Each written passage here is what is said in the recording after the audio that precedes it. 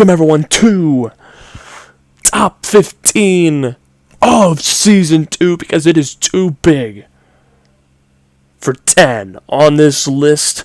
And we're going to go through the top 15 teams or wrestlers of Season 2. And of course, this is all opinionated. You guys could have your own top 15, as number 15 was the deciding factor of Luke Gallows and Carl Anderson, the Raw Tag Champs, two-time champs, as a matter of fact, holding the titles, setting a record over 25 episodes. I lost count after 25 total in 2 title reigns, becoming the longest reigning tag champs in not just Raw history, but Universe Mode history, becoming the greatest and most dominant tag team in Universe Mode right now. And it was good enough for them to be on the top 15 list. And coming in at number 14, there may be some controversy behind this, I don't know. But we're going to decide this right here tonight, because number 14, the confirmed number 14 is, whether you love him or whether you hate him, it is. Imaginary drum roll. The big dog, Roman Reigns. Let me tell you why. This man won the Intercontinental title twice in Universe Mode. Before anybody thinks, oh, well, that's not a big deal. Well, think about it.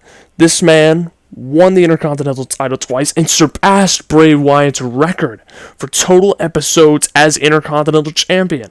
Bray Wyatt's record was 14 episodes. Roman Reigns surpassed it in 2 runs, 9 episodes each with each run, making it a total combined episodes of 18 episodes as champion, which was good enough to be on the list.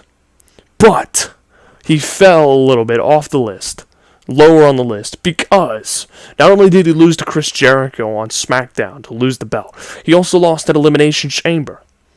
And then he lost at WrestleMania against Samuel Armstrong of Season 2. And before that, Roman didn't really have much of a push until then.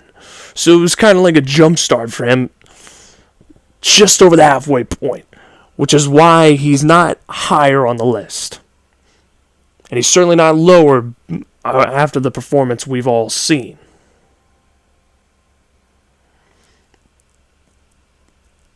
Even though he's taken on names. And of course, Roman Reigns definitely earned his spot on the list. Love him or hate him, he definitely worked for it to be on the top 15 of Season 2.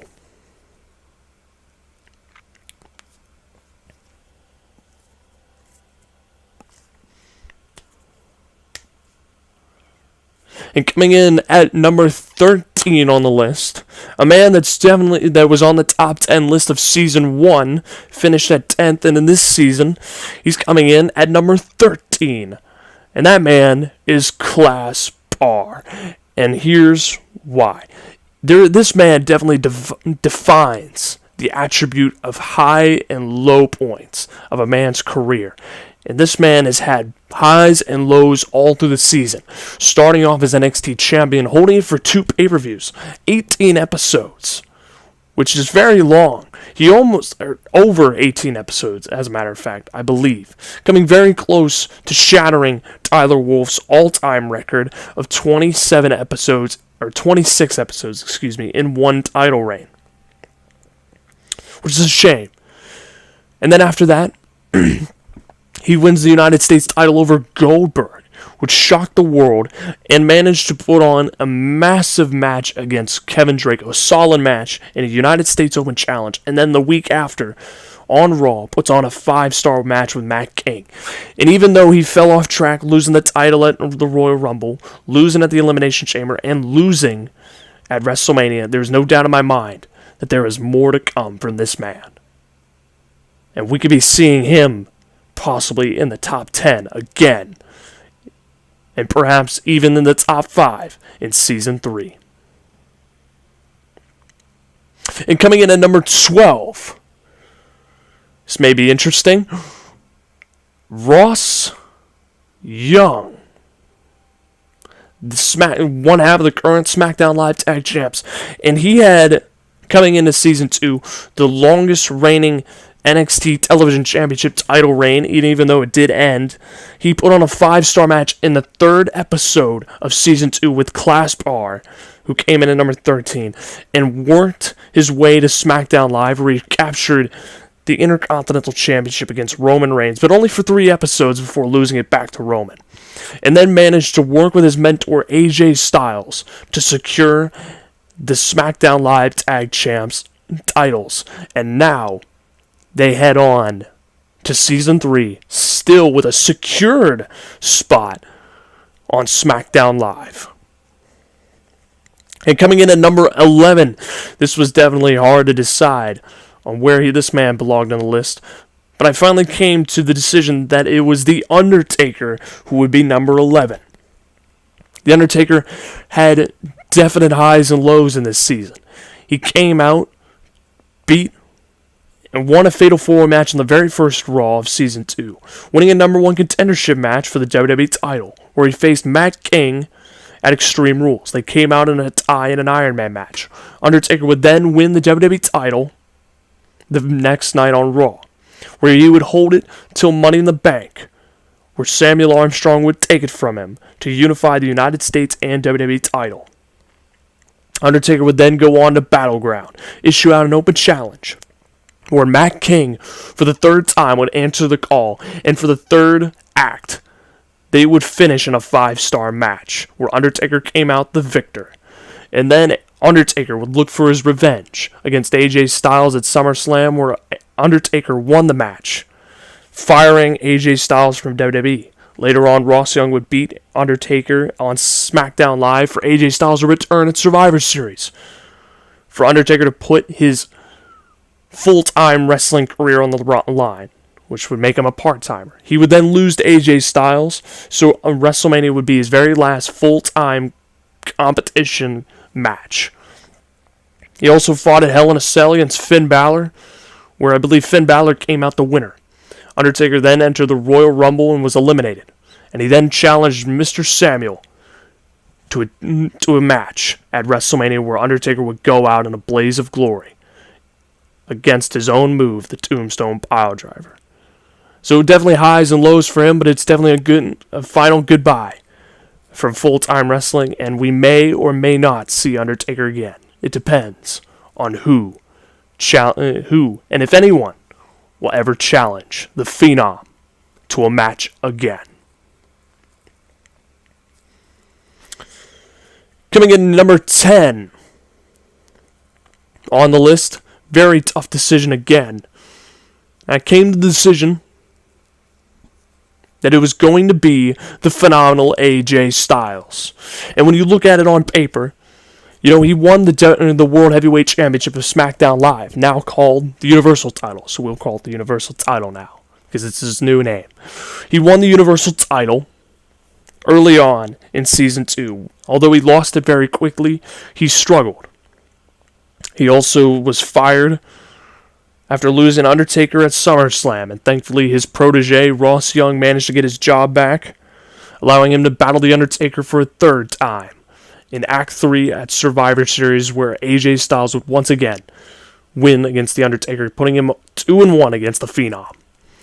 AJ Styles would later on team with his partner, Ross Young, to win the SmackDown Live Tag Champs.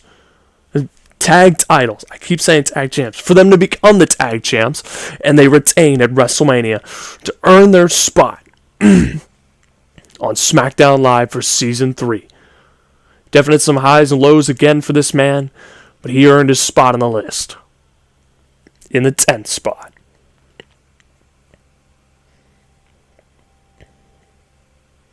And as we get close to the top 10, it may spark a bigger and bigger debate on who should be on the higher part of the list. Of course, this is all opinion. Everybody else can have their opinion.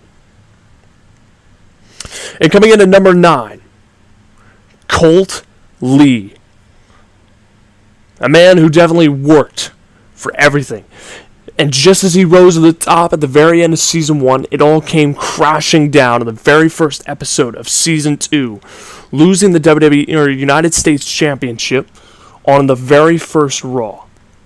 He would then struggle, losing match after match after match, and finally he was traded to SmackDown Live, and again, he continued to lose and lose until he finally found his groove, earning a shot for the Universal title, but all he had to do was beat Seth Rollins at TLC, where he would win, and ultimately beat Brock Lesnar at the Royal Rumble for the title, and ultimately losing at Elimination Chamber and being the man that was pinned at WrestleMania. Definitely some highs and lows for him, but never count out the Colt 45 and the ultimate underdog of Universe Mode.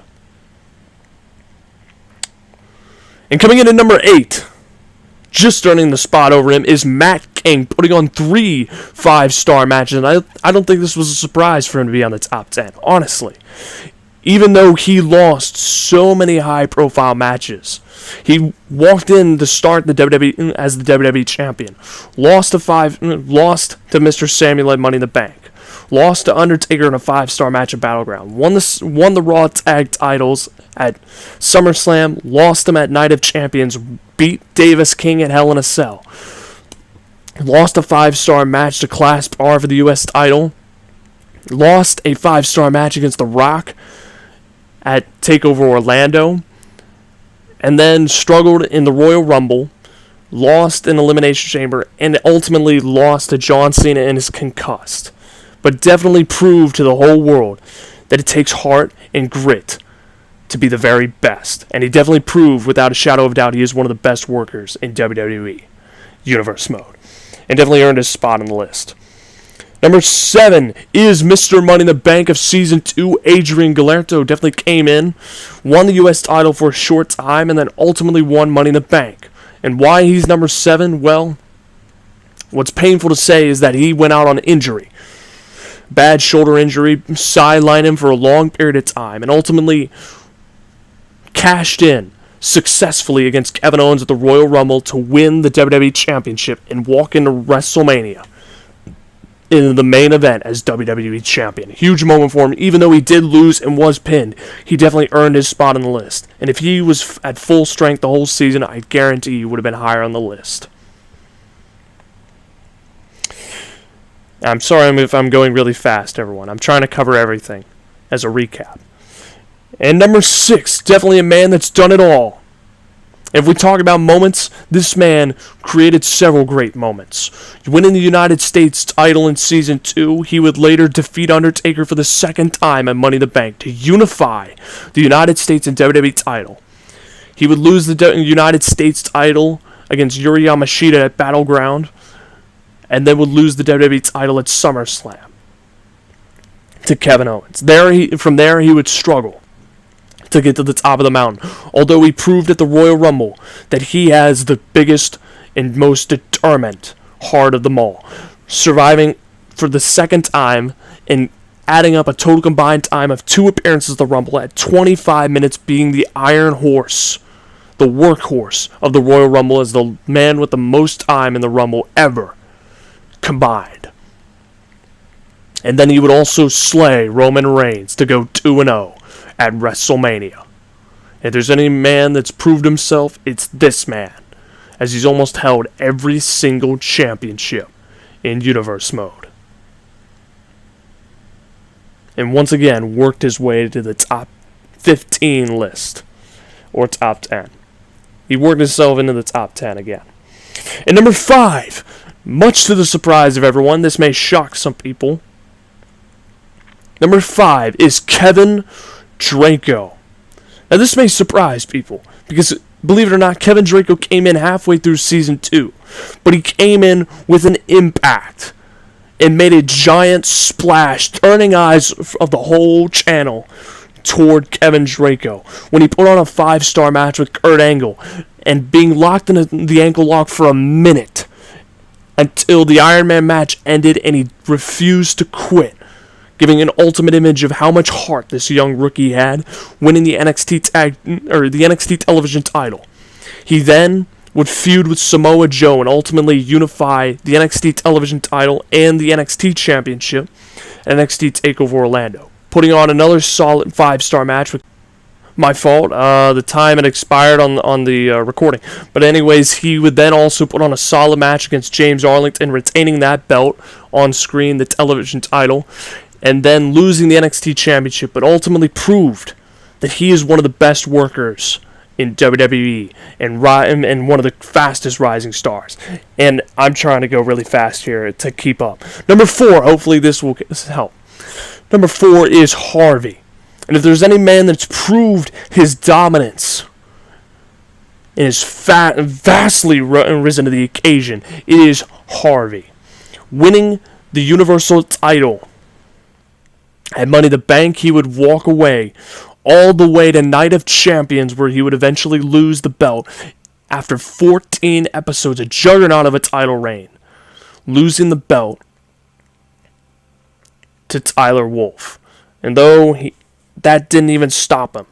Beating Chris Jericho at TLC, he wanted to prove that he was unstoppable, as he entered match after match after match with everything he had, putting on a solid match against John Cena on SmackDown, and then going on to WrestleMania. And even though he came out a loser for the Universal title, he was never pinned.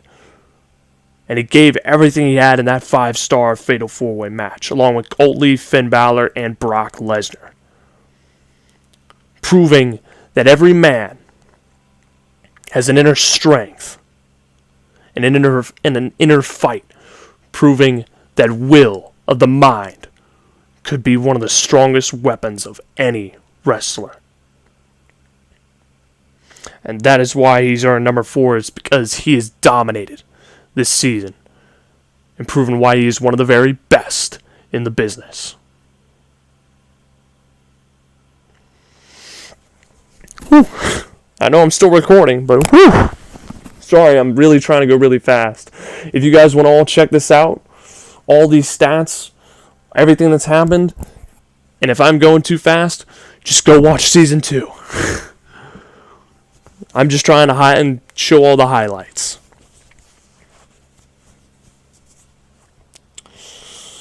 Whew.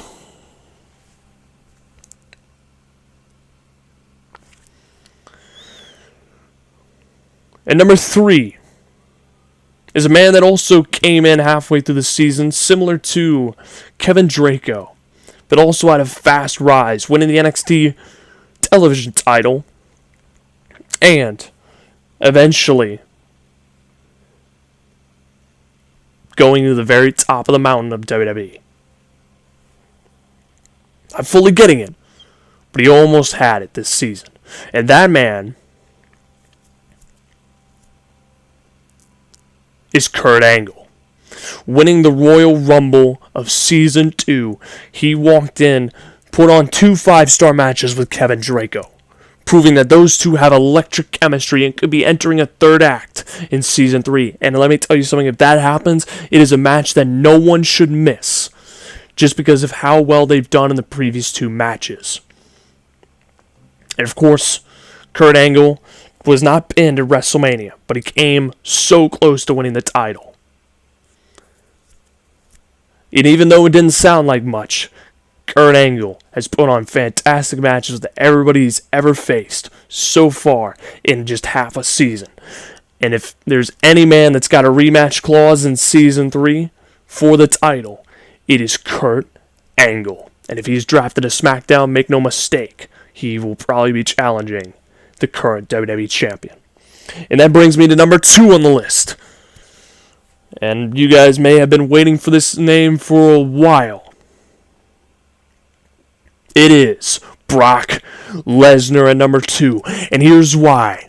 Brock Lesnar, sorry, I had to do it just once, the current Universal Champion, won the title at WrestleMania Season 2, officially securing his spot on the Raw brand of Season 3.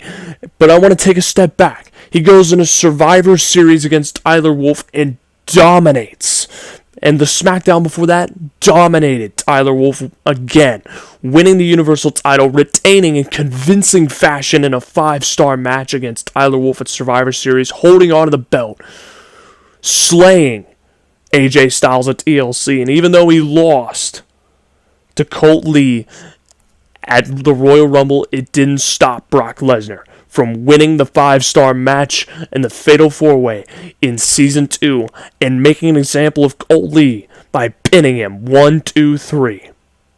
Proving that the Beast is still on top of the mountain.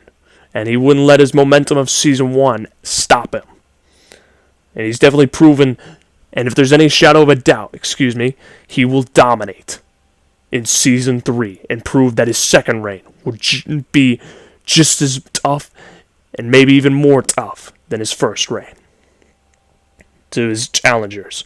And here comes number 1, Kevin Owens, winning the WWE Championship not once, not twice, but 3 times in Season 2, setting a record as a 4-time world champion, holding the WWE title 4 times in Universe Mode history. And he's also the longest reigning world champion, total combined out of all episodes of his title reigns at 23 plus, as he now walks in with the greatest and the very best champion.